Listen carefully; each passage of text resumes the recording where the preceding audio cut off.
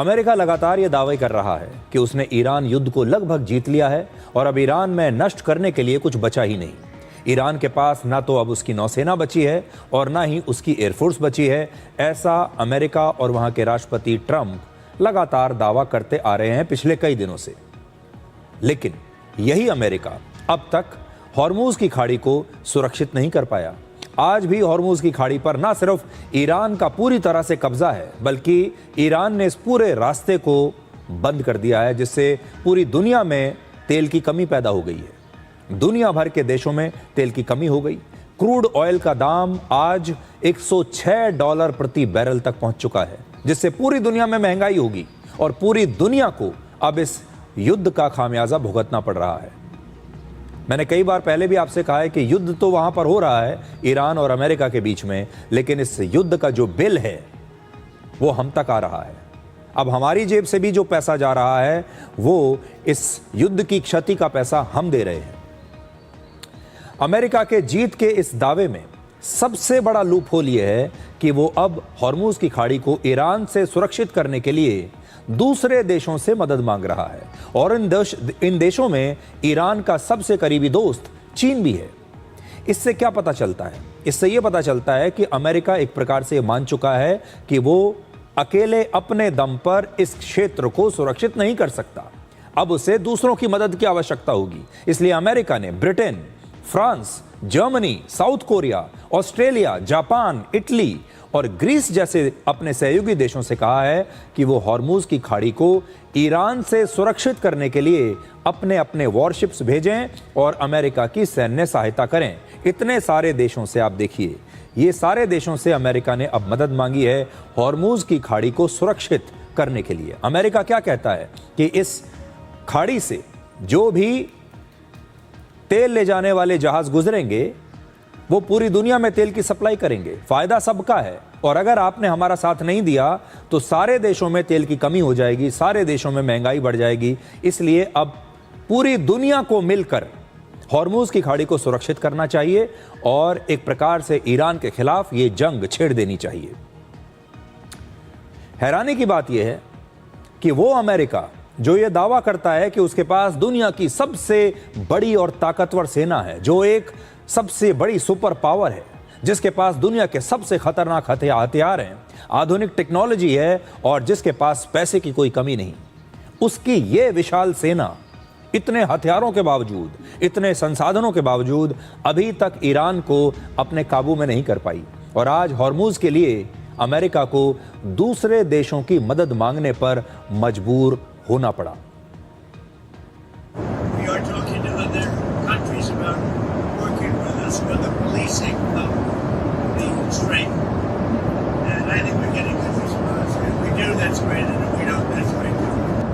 China, as an example, gets about 90% of its milk from the Hormuz Strait, and nice to have other countries police that with us, and we'll help. We'll work militarily.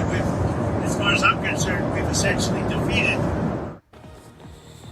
देखिए, इस युद्ध की एक और खास बात यह है कि अमेरिका के राष्ट्रपति डोनाल्ड ट्रंप लगभग हर रोज अपने इंटरव्यूज दे रहे हैं, लगभग हर रोज वो प्रेस कॉन्फ्रेंस करते हैं, हर रोज उनका कोई ना कोई बयान, सुबह उठते ही जैसे ही अमेरिका में सुबह होती है उनका कोई ना कोई बयान टीवी पर आ जाता है।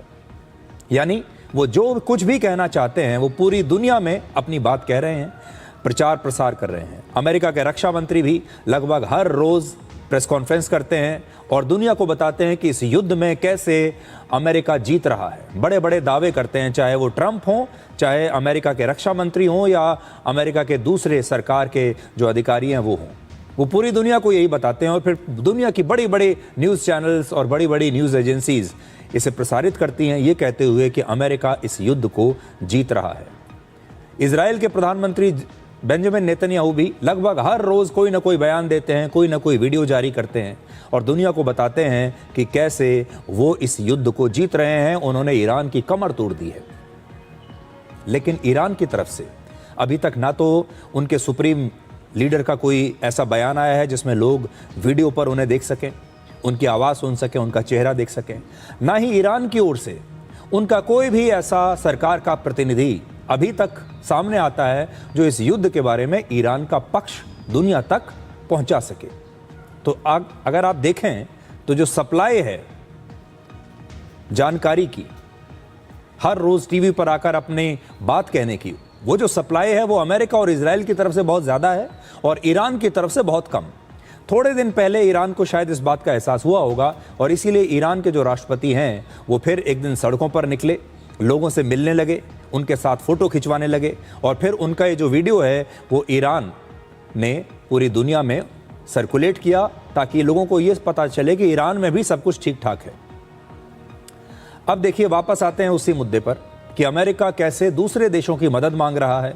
शायद इसलिए क्योंकि वो समझ चुका है कि अकेले इस युद्ध को लड़ना अब उसके बस की बात नहीं।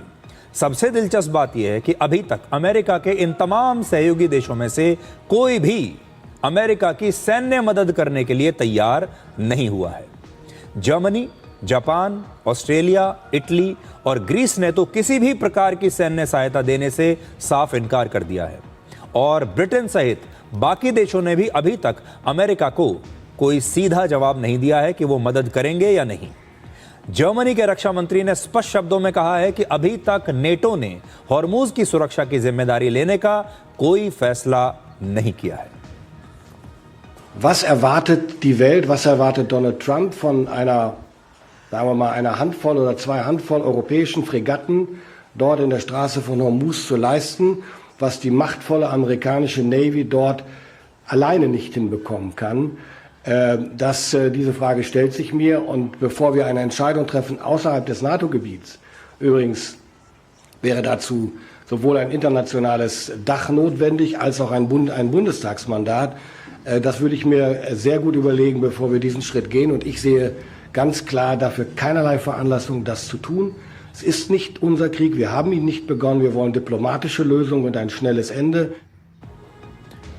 तो जब ये युद्ध शुरू हुआ था तो अमेरिका के राष्ट्रपति डोनाल्ड ट्रंप ये कहते थे कि उन्होंने ये युद्ध पूरी दुनिया की रक्षा के लिए शुरू किया है, इसके लिए वो पूरी दुनिया का हित देख रहे हैं। लेकिन धीरे धीरे ना तो नेटो के देश उनकी मदद के लिए आ रहे हैं और ना ही उनके दूसरे सहयोगी देश इस समय उनकी कोई मदद कर रहे हैं। इससे पहले स्पेन भी ये ऐलान कर चुका है कि वो अमेरिका को अपने सैन्य अड्डे इस्तेमाल करने की इजाज़त नहीं देगा ईरान के खिलाफ। और इनमें से सिर्फ फ्रांस ही अकेला एक ऐसा सहयोगी देश है अमेरिका का जिसने पश्चिम एशिया में अपने एक न्यूक्लियर एयरक्राफ्ट कैरियर के साथ 10 युद्धपोत भेजे हैं और इस युद्धपोत पर 20 रफाल फाइटर जेट्स तैनात हैं। लेकिन ये युद्धपोत इस युद्ध में अमेरिका की किसी प्रकार की मदद नहीं करेंगे। फ्रांस ये कोशिश कर रहा है कि युद्ध के बावजूद हॉर्मुज का रास्ता खुला रहे, यानी फ्रांस एक तरह से अमेरिका की सहायता कर भी रहा है और थोड़ी एक दूरी भी बनाकर रख रहा है। लेकिन बड़ा सवाल है कि दुनिया की सबसे बड़ी सेना, अमेरिका की सेना, अपने दम पर हॉर्मुज को सुरक्षित क्यों नहीं कर पा रही। हॉर्मुज की खाड़ी में दुनिया भर के जहाज़ों के लिए शिपिंग लेन्स यानी समुद्री रास्ता बहुत ही संकरा है, बहुत ही छोटा है और इस रास्ते की जो चौड़ाई है वो लगभग 3.7 किलोमीटर है मात्र। नक्शे पर आप देखिए, ये हॉर्मुज की जो खाड़ी है और जहां आप देख पा रहे हैं एक मोड़ आता है इसमें, जहां पर ये खाड़ी बहुत ही संकरी हो जाती है और वहां पर इसकी जो चौड़ाई है वो सिर्फ लगभग 3.5 किलोमीटर की है। इसे चोक पॉइंट कहते हैं। समुद्री जहाज़ों को इस रास्ते में मुड़ना पड़ता है और इसी स्थान पर ईरान के बहुत सारे द्वीप और एक पहाड़ी इलाका भी है, बड़ा सा पहाड़ी इलाका है और बहुत सारे द्वीप हैं जो ईरान के कब्जे वाले हैं और इन्हीं जगहों पर ईरान की सेना छिप जाती है और छिपकर इन जहाज़ों पर हमला कर सकती है।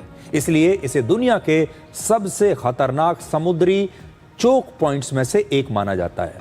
चोक पॉइंट क्या होता है? चोक पॉइंट का मतलब है एक ऐसा सकरा और रणनीतिक रास्ता जहां से बहुत ज्यादा ट्रैफिक गुजरता है और अगर उसे बंद कर दिया जाए तो पूरा ट्रैफिक चोक हो जाएगा। और ये बिल्कुल ऐसी ही जगह है। मैं नक्शे पर आपको फिर से दिखाता हूं।